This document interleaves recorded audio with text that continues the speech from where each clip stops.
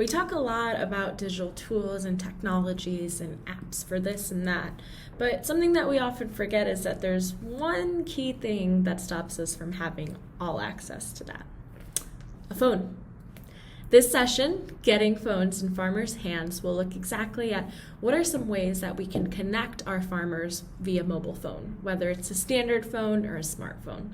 Stay tuned to hear more about some projects that are exploring how to get these phones into the hands of our farmers.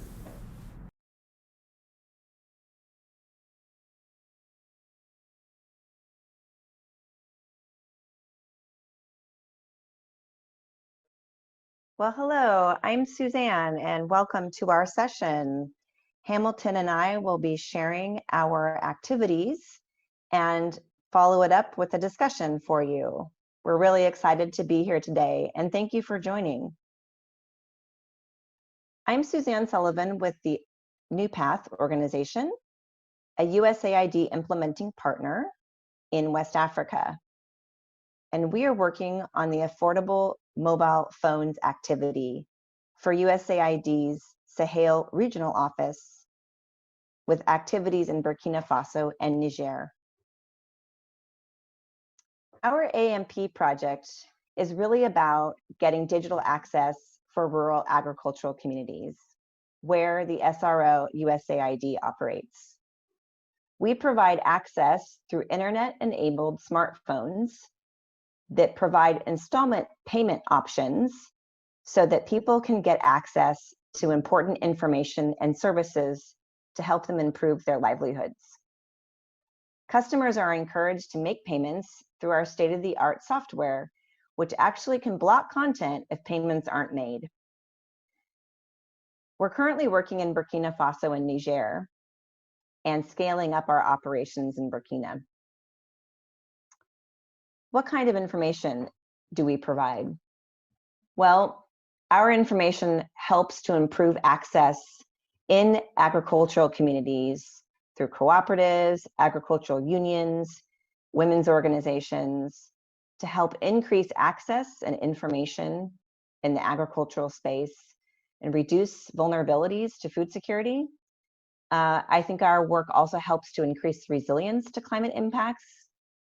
And we're expanding opportunities for women and youth and other vulnerable people to build skills and access finance and services. And ultimately, we're building community resilience in some really tough areas. How do we do it? Well, we work with local partners, and really that's the key to our activities. Our local partners know their communities and help us managing the marketing and sales of our phones in these target areas. This is fundamental to how we operate. These partners know their communities. We use solar-powered mobile kiosks to market and sell the phones. And these provide a real sort of communications hub in a community where they can get access to Wi-Fi and charge their phones while also getting access to information. We're focusing pretty simple at the moment as we start up and scale, and we're including weather forecasting and market pricing as key content on our phones. We're able to upload that remotely and remove it when we want to add new or more information. Our target areas are really interested in key crops and rudiments in the what USAID calls the Rise 2 zone. And so these are things like information on millet and corn, market pricing on cowpea and poultry and rudiments. While we're only just starting up, we have been able to learn quite a bit in just the first phone sales. Not surprisingly, maybe, is that there's a huge interest in what we're doing. Everyone wants a phone and everyone wants a smartphone. We're able to support our customers with information, and this is completely new. Some people have never been able to own a phone or never had a phone that worked properly or never had a phone that actually had information on it. So this is really exciting. Interestingly, 15% of our purchasers are women, and we hope to improve this number soon, but I think that's a really interesting starting point. Also interesting is that most everybody, even in very remote areas, have some level of access to e-money. Sometimes not directly on their phone, but through someone in their family. Nearly half of our survey respondents, customers that use our phone, use solar for electricity. Another important learning that we're having in our areas and with our customers. And we also have to do things like continually review and assess the network connectivity in areas so that we can target customers appropriately and so that they can get access to our information. And I think that provides a really good starting point for our discussion afterwards, but let me hand it over to Hamilton, who will present on his activities. Thank you. Thanks, Suzanne. Really interesting what New Path is working on. So my name is Hamilton McNutt. I'm a co-founder at Strategic Impact Advisors. We're a small woman-owned global consulting firm that does a lot of subcontracting work with Feed the Future programs throughout the world, as well as you can see, other donors. So this particular case is with Foundation for a Smoke-Free World, who we're working with in Malawi. To educate tobacco farmers on digital financial service products. So most of our work revolves around the integration of digital financial services into development sectors, be it agriculture, education. We do a lot of work in the humanitarian sector as well. But for this particular conference, obviously our focus is on agriculture. As Suzanne walked through their sort of solution for getting phones into the hands of farmers, I wanted to share our experiences in boosting mobile phone ownership in Malawi with a group of farmers that we're working with in the Zomba district. So I bet you've heard this before, people saying, everyone has a mobile phone these days, everybody has a phone, this and that. It's a ubiquitous thing now.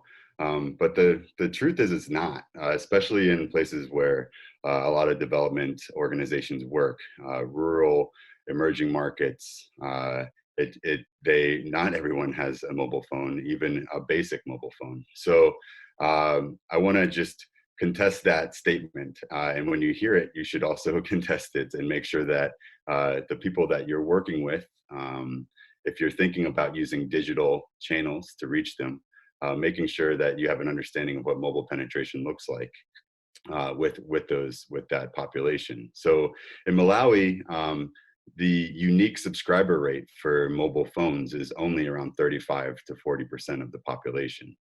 So really low. A lot of other, East African countries and some of the larger countries in West Africa have better unique subscriber rates. But again, Malawi is pretty low. So we understood that moving in to this work, and we're thinking about how to mitigate that risk of a lack of access to mobile phones. So just really quickly around the project, the donor was Foundation for a Smoke-Free World. They're working a lot in Malawi to help transition tobacco farmers to other crops. Our project is specifically focused on training farmers on the multiple use cases of digital financial services, particularly mobile wallets. So we're the lead implementing partner on this project, and our key partners were two farmer-based organizations, rather large tobacco cooperatives called NASFAM and Wandama, and then also a telecommunications company in Malawi called TNM.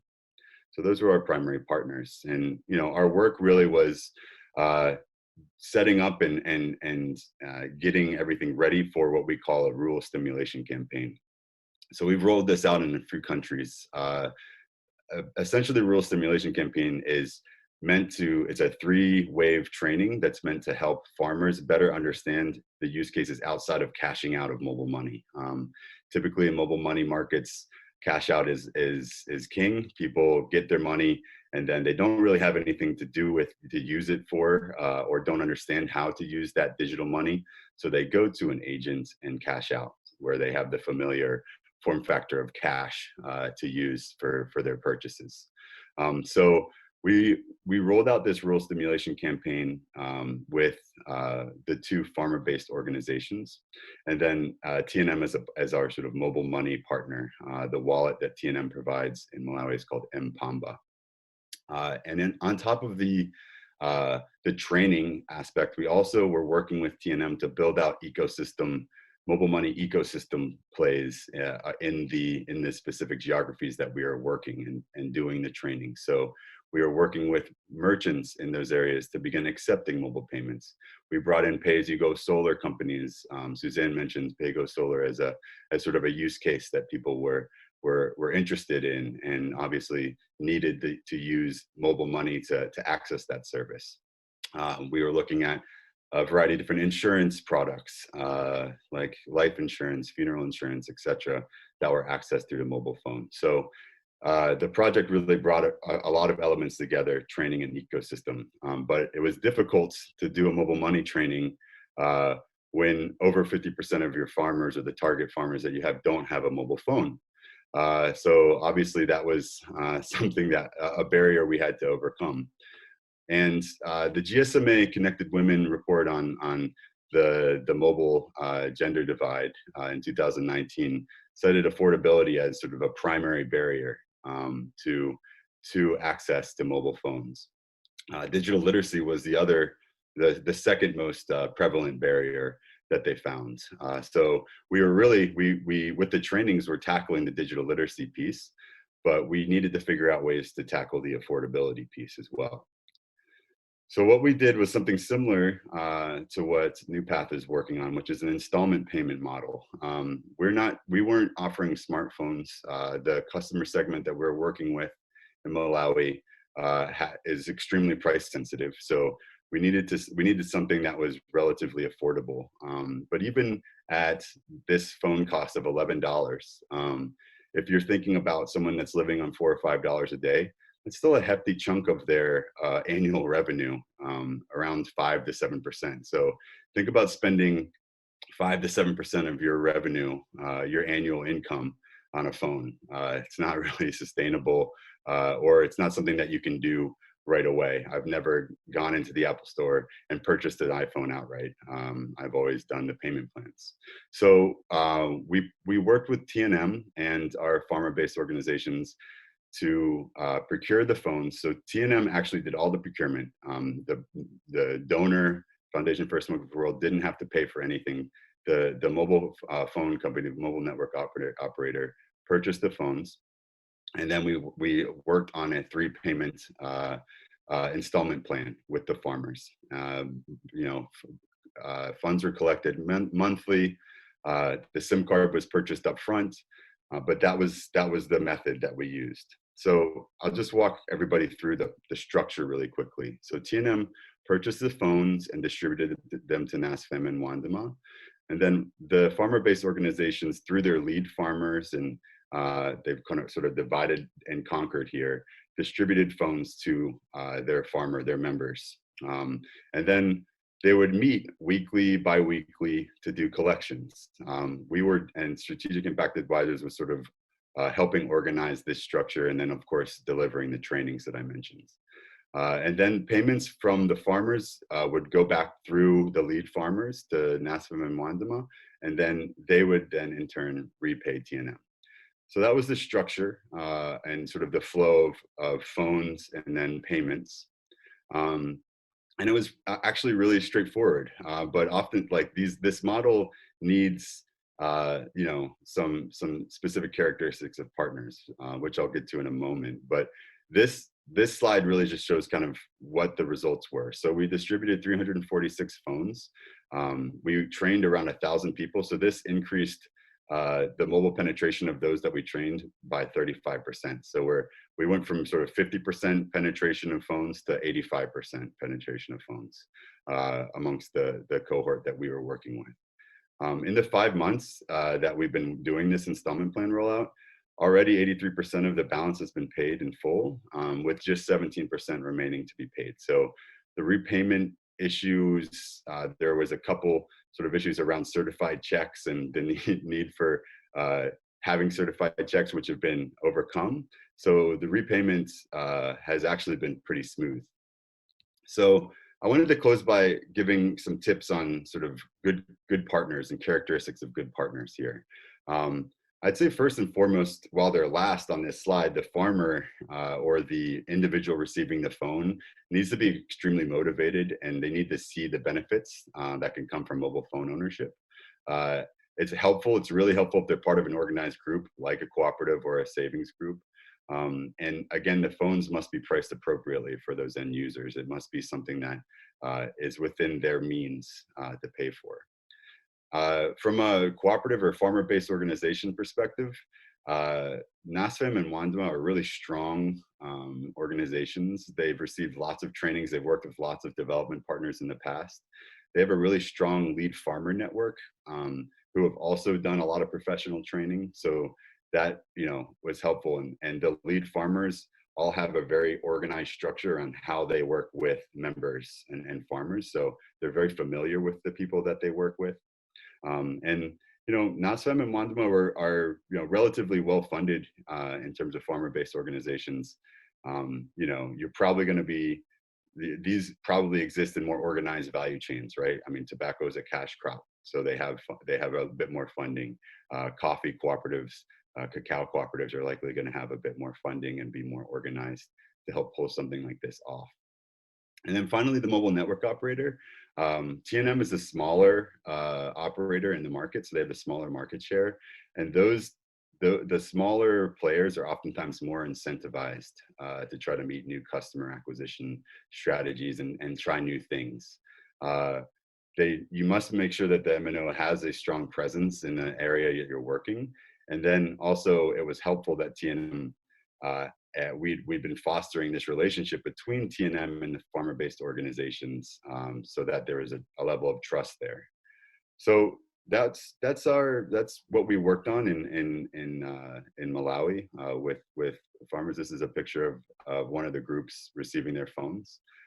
I'm really looking forward to having a conversation with Suzanne about the different ways and strategies and models of getting mobile phones into the hands of customers that don't have them, be it a smartphone, which is important, or just your basic mobile phone. So Hamilton, great presentation, really cool stuff you all are doing in this part of Africa. About the use case, and you sort of ended on some really interesting points, maybe starting us off a discussion on where you all see the use case in this kind of a market.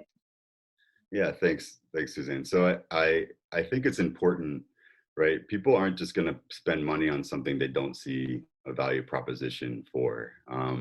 And while it does seem inherent that the mobile phone has value, a lot of people still struggle to see a value, and that's another sort of barrier that GSMA does point out in that report is people say, I don't really have a need for it at the end of the day. So, we were able to peg our sort of use case, or what's the specific thing that people can use this mobile phone to the training that we were doing on mobile money and digital finance. And people through the training saw the value add, not only around being able to receive and send money easily, top up airtime, pay for bills, pay for services that they wouldn't normally be able to access, like solar panels, solar home systems. But also just that I think people in general were more exposed to like the better communications, information is more easily accessible, and it's something that I can customize a little bit more over the radio, right? Which is just I have very, very little control over. So I think just the literacy aspect of our work really helped drive demand, or a new type of demand. And we will be actually handing off this model to TNM, so they'll do an abbreviated version with other farmer-based organizations around these trainings to help trying to drum up some demands. And then they are planning on continuing this type of installment payment model with phones in other contexts. So we're excited, hopefully, that this model around customer acquisition for them will also continue, hopefully, driving more mobile penetration in rural Malawi. So yeah, I was actually would turn that question back to you. And you mentioned sort of the specific use cases around information services. What do you see as sort of the main drivers or main use cases of customers of the new path model, and why are people being why does everybody want a smartphone? I think the answer might be obvious, but I was just curious. No, that's a really great question, and I think your explanation is very similar, and your response is very similar to some of the things that we are seeing, and we're still learning. We've only been really selling phones for the last four or 5 months, and we're in a pretty rural area.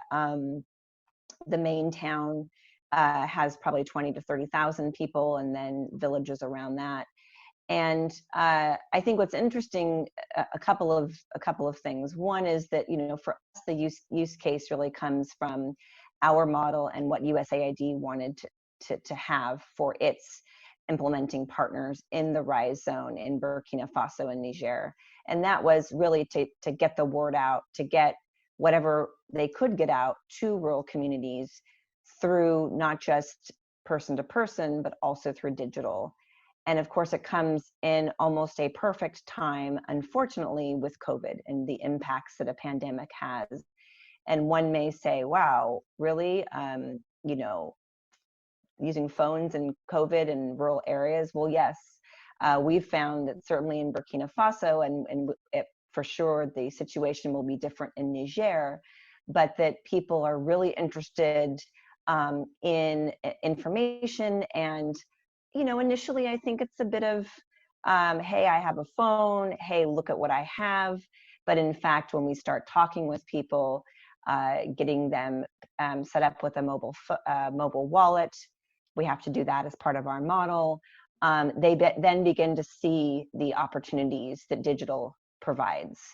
Yes, it does mean they have to make installment payments, and we have had to do an information campaign on that, and sometimes a individualized information campaign on that. But because of our technology, we're able to block phones and block content on phones slowly to help incentivize. What I found very interesting vis-a-vis the Malawi was we almost have a very similar repayment rate. I think there were skeptics out there, but and there are very few examples of repayment for this kind of situation. Solar panels were the only other example, and they did cash in person. We don't deal with cash. We do everything digital. So there are some conditions that have to be met. You have to have an internet connection when we sell the phone, so that's why the mobile kiosk helps. But I think it really helps to set the stage for the content. I don't think many individual buyers are really wanting to get weather forecasting with our phone initially, but when we explain and share, and working with the agricultural unions, who are our starting point, through the Yidgiri project run by CNFA in Burkina Faso, that relationship, that triad partnership has been really fundamental, and a natural partnership at a USAID program, right, where that they bring the people together like they did with us in Burkina Faso. And so we've become sort of an amplifier of their training, of their weather forecast information that they're getting from their partners. And then people say, oh, okay, I can actually, as you were saying, use the phone for something more than taking a photo and sharing with my friends. I can talk to people or actually get information to me that I care about, not just the radio, which also is in our area the most widely used in rural parts. So we have very similar, I would say, learnings. And maybe just a piece, you talked a lot about the affordability and literacy. I would say our program has also had the same experience. And we've had some pretty hard questions from external partners and USAID, which are great questions, demonstrating they're really thinking about the most vulnerable and the most for people most in need in these agricultural communities. Maybe a few words on, what you all have seen in terms of the affordability and the literacy piece. Yeah. So on the affordability piece, as we mentioned, it's sort of the piece that we worked with the farmer-based organizations and the folks that we had in the trainings. We were able to actually, because we were so close to the end user, to the customers, we were able to do a little bit of price market research in terms of what is affordable or in their eyes and what's sort of a limit of what they'd be willing to spend, which was an advantage, right? And something that is important to make sure that if you're rolling out something, installment payments or not, at the end of the day, they are spending a fixed amount on something, right? So that was really truly important. So I think with that information in hand, we were pretty confident that all of the phones that were going to be procured by TNM would be distributed. We had a little concern at the beginning that there would be a couple hundred phones just kind of sitting there because the demand wouldn't be there. But people were very clear that the 8,000 to 9,000 kwacha range was something that they could handle and felt comfortable with. And so that's what we went for. I mean, this model of phone is as far from a smartphone as it can be, right? This is a very basic phone. And it's got sort of some of the basic amenities that people were seeking, and it offers them access to their mobile money wallets. They have a torch, it has a couple games, I'm not sure if it has Snake, which was a favorite of mine back in the day on the Nokias. But I think, the affordability piece for us, I mean, it was, smartphones are out of the question, right? For the market that we were working with. So, and again, we were like a lot of these customers, over 50% of them were women that bought these phones, and it was their first phone a lot of times, right? So, I think it was a nice introduction to what mobile phones can offer, and obviously the difference between a functionality of a smartphone and a basic phone is just a huge gap. But hopefully, once smartphone affordability, which prices are continually dropping on smartphones, Certain phones, exactly. But I think hopefully it was a good introduction and gateway to sort of a long-term relationship with a mobile phone in whatever form it might be. So around sort of the smartphone element and affordability, can you speak to that a little bit and what you guys have seen around willingness to pay for the smartphones and the affordability of those? You mentioned you were asked some hard questions. I was curious, did any of that have to come around sort of how can they possibly afford smartphones, for example? Yeah, no, it's a really good question, and I think it ultimately depends on target audiences, and we have, I think, probably two audiences. One is our customers that are very rural and do not have means, maybe more like your Malawi example, where it is really challenging. 5 to 7% of your annual income to spend on a phone is huge, and other customers stand in a little different space. We have some options, and really that partnership, as you've been saying, with the telecos and with distributors is really important. We also have operations in other parts of Africa where it's also a different situation. I think with the AMP USAID activity, we're quite surprised at how much interest we had, even at different price points. And I would say we're still learning in some ways about those price points. We are still a little bit new from the perspective that we don't have, let's say, a year's worth of payments. We have 4 or 5 months, but those payments are coming in with quite a bit of engagement, but we expect that, and it is brand new. Installment payments for a phone is brand new in this environment. I know it's very hard to get one's head around that, but it really is so new. So there's a lot of engagement. a lot of reminders, a lot of incentivizing through the software and blocking. And I think one thing that we saw, and certainly our USAID wanted to encourage, was the internet enabled piece, which really comes through a smartphone. And there are other internet enabled, somewhat not smartphones on the market, and we're looking into those options as well. But in order for our blocking software to work, you have to get some level of quality of software in order to provide information, whether it's agricultural tips or solid market pricing, or information that is digital. Also, we're looking into, and USAID has been asking us to help out with other types of information and support other partners in the Rise 2 zone. And that requires a bit of memory on the phone to be able to preload those things and then remove older content with updated content. So I think our space is a little bit different in that we didn't go for the least expensive, but we went for something that could handle and support a model where you could block phones and incentivize payments. And I think, moving on to the literacy piece, I think literacy in the sense of the brand new approach and the brand new, phone in this environment where people could sort of put a down payment, make installment payments, was not only new, but then learning about how people would respond to the agricultural content. And we're still doing a lot of learning in that space.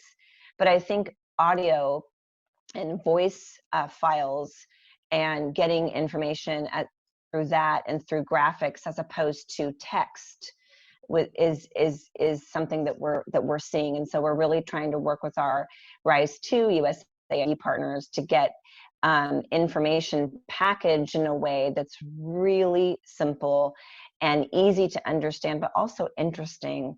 And that if network connectivity is limited, or they don't have a lot of data credit, that those pieces, those files, that information can come quick, and also using the SMS systems available to be able to spread that information. And in fact, that's how our weather forecasting and market pricing at the moment is coming. It's coming through SMS, just very simple text messages with information. And sometimes they have links, but of course, that'll take you to more information. And I think, language is an important part in this part of the world. It's francophone, but there are many, first mother tongue languages they're not French, of course. So getting our head around that and how we package content and what we need to do and what words translate and what graphics and images and things like that. So we are not content developers. We work with partners to put content onto our phones, but that's something that, because ultimately providing that digital access creates a situation where it is our responsibility, whether it's for safeguarding or ensuring vulnerable communities, women and youth get access, that we have to work very closely with partners. Yeah. So I don't know if that's also, some of those vulnerability pieces and women pieces. You have quite a few women customers, which is really encouraging. Yeah. And I think just to close the loop on the affordability piece, you mentioned it, like it's not just the cost of the phone itself, right? It's considerations around the airtime and data, and those sort of ongoing costs that people need to also be aware of and educated on. The literacy, the training, we were lucky enough to be able to have a face-to-face training, right? So that obviously is expensive, but impactful. So we were able to, also review in-depth fees associated with mobile money, et cetera. So the consumer was educated on all of these cost considerations that do come into play when you have a mobile phone. I think, for the last bit of the conversation, Susan, I wanted to talk a little bit about incentives, because you did and alluded to it, and it's important, right? Because we are essentially offering a credit product with no collateral. People are risking capital and relying on repayment. And there's no interest rates, at least for us in our model. It's really appetizing in terms of a credit model for the end user. But what incentives are we putting in place? And for us, just really quickly, it's really just peer pressure at the end of the day. As I mentioned, a lot of these farmers were within groups. They had these relationships with the lead farmers. They would meet anyways on a biweekly basis. So the repayment and conversations around how important it was to repay just kind of came into, those meetings as well, and were integrated into that. So it was really just sort of hopefully we relied on the close knit and relationships that, these farmer-based organizations have with their farmers. And so far it's been working out pretty well for payment.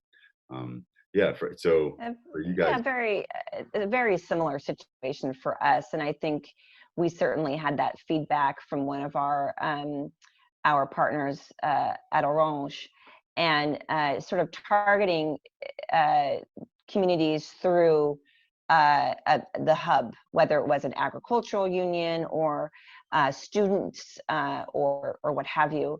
And that's been fundamental to our approach, and really working with them. They know their community, they know what their community is capable of doing and not doing, whether it's related to payments or with content, what they're interested in, or with other things about the phone. Do we need to think about a longer battery life? Do we need to think about more data capacity on the phone, on the sort of the hardware part of the phone, and because we want to keep a bunch of training on that phone because it's really useful. So things like that, I think, are very similar to some of your learning. We are working closely with the Yagiri program. CNFA is an organization that runs that, and they are targeting the agricultural unions. So we're working initially with 3 of them. Some are in very remote areas. There was a lot of upskilling and training through our field team to really just spend a lot of time explaining what this thing was, a phone that had stuff on it, and that you can get it. You don't have to use data credit for it. And we could upload things and remove things as we need to. I think that incentivization is we're probably still learning a bit because we are only 4 months in. But I would say similarly, it's been a lot of verbal discussions. So our field team gets a lot of phone calls and makes a lot of phone calls. But 2 or 3 times when someone is a day or 2 or 3 late on their payment, the next week the payment is made. So I think a lot of it's not just people want to take the phone and run, but that people understand that there is a process. It's a brand new process, and they do have to follow it, and they're committed to that. And the unions, in our case, have really helped out with that. We did a small pilot, not even pilot, but in the Capitol, and just to test the technical pieces. And we had a different group of people, but the same principles applied. And so at the moment, the verbal and the face-to-face does help with the payments. But I think over time, once people get used to the phone, the blocking and those kinds of things will be really helpful to incentivizing folks to make more payments. And of course, scaling will require that. So that's been a really interesting learning piece. Great. Yeah, so I think we need to wrap up, but I want to ask one last kind of closing question.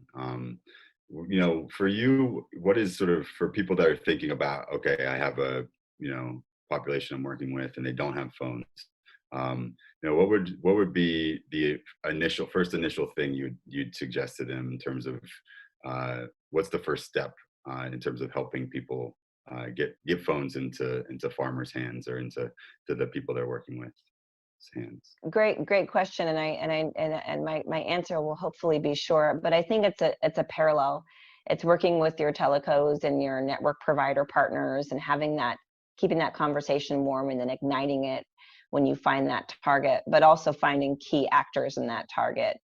In rural areas in this part of Africa where we're working, agriculture is a key starting point. Women's associations are another key starting point.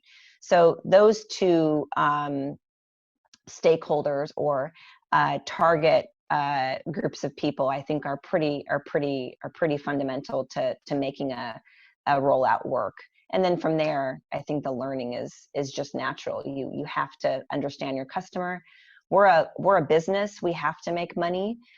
We are there to go beyond USAID funding, and it's a cost share situation. So we have to find the market viability, and we are willing to spend some time to do that. But at the end of the day, it has to work for all of us, and I think it will. Yeah, great. And for you, are you also finding that those finding that target group or that target individual is how you all can roll things out? Yeah, I mean, I think for us, I mean, my suggestion would be if you want to do something similar to this, it's really about finding sort of the human networks that have close relationships with the end users, right? So in our case, it was the farmer-based organizations and their lead farmers. They did a lot of work for us. They helped with the trainings that we rolled out, and then they also were implementing this installment payment. So that strong human network is crucial and oftentimes lacking in some places. So again, it's a risk, but also a huge benefit if you can find them. So I think that would be my primary sort of first step, is looking for that network. Well said. And in COVID, it's a little difficult, but Yeah, it's true. Meeting with our fellow humans is important for a lot of this business. Yeah, great. Well, thanks really, everybody. yeah. Hope that you enjoyed our conversation. Thank you, everyone. It was a pleasure. Enjoy the rest of the program agenda. And thanks, Suzanne. Thank you, Hamilton. Hey everyone! Thanks so much for joining our sessions in this block. Next, head to your Whova agenda and check out our plenary. We'll all be coming back together across all of our sessions right now to hear from ag tech innovators. So head to your agenda, get ready for the next session, and we'll see you soon.